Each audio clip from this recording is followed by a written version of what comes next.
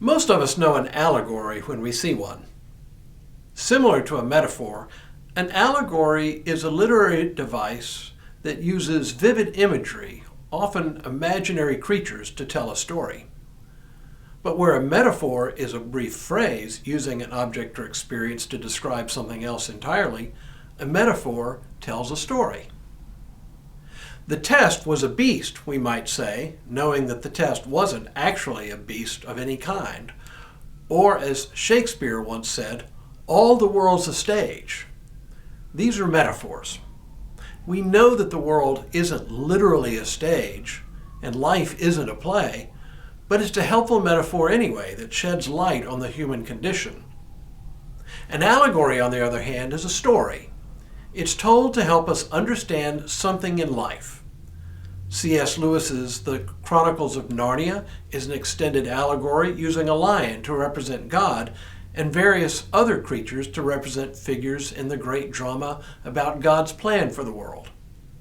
George Orwell's Animal Farm is also an extended allegory that provides biting social commentary on Joseph Stalin and Stalinism in general. Today's reading from Revelation is from a brief allegory John tells us to help us understand the cosmic battle going on between God and Satan. In many respects, it is the same story as C.S. Lewis's Narnia Chronicles, but much, much shorter.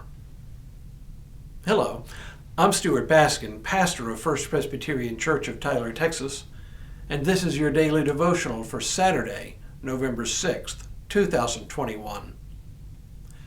The story in Revelation chapter 12 tells the story of a woman who gives birth to a son. A fierce dragon waits to devour the child the minute it's born, but when it's born, the child is snatched away and set on the throne of God.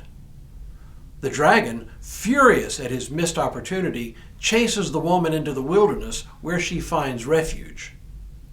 The dragon attempts to drown her in a flood, but she's protected and preserved by God.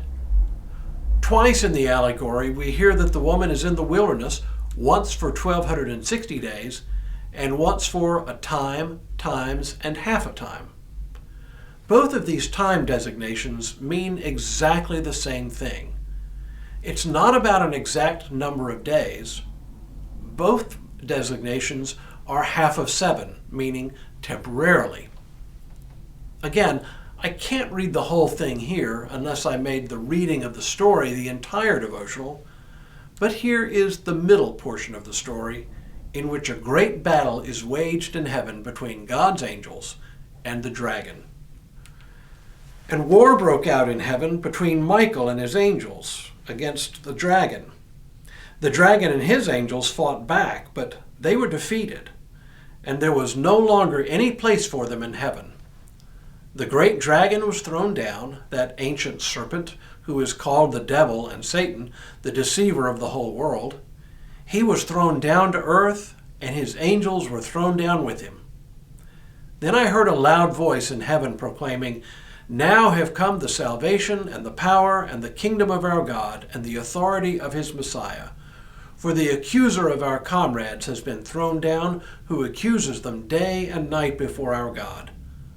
But they have conquered him by the blood of the Lamb and by the word of their testimony. For they did not cling to life, even in the face of death. Rejoice then, you heavens, and those who dwell in them.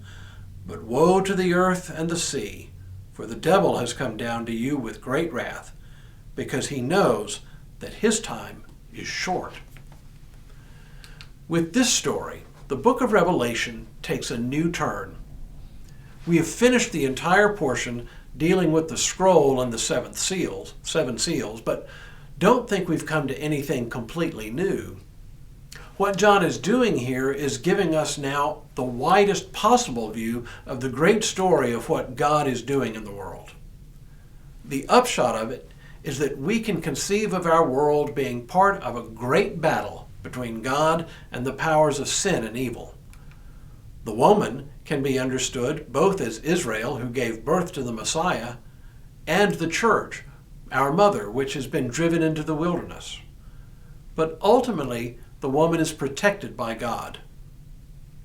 At the end of the day, we see that God triumphs over the dragon, and all is well. This is John's way of strengthening the church, especially those who are being persecuted, by once again reassuring that while in the present it feels like the powers of evil are winning, the truth is God ultimately wins at the end of the day. Satan, whether you think of him as an allegorical figure or as a real figure, has already been defeated, though battles are still being fought. I've used the story of the last battle of the Civil War as an illustration of this point. When Robert E. Lee surrendered to Ulysses S. Grant and the Union Army in the parlor of Wilmer McLean's house in Appomattox Courthouse, Virginia on April 9, 1865, the Civil War came to an end. The problem was, word of the surrender didn't reach every outpost for some weeks.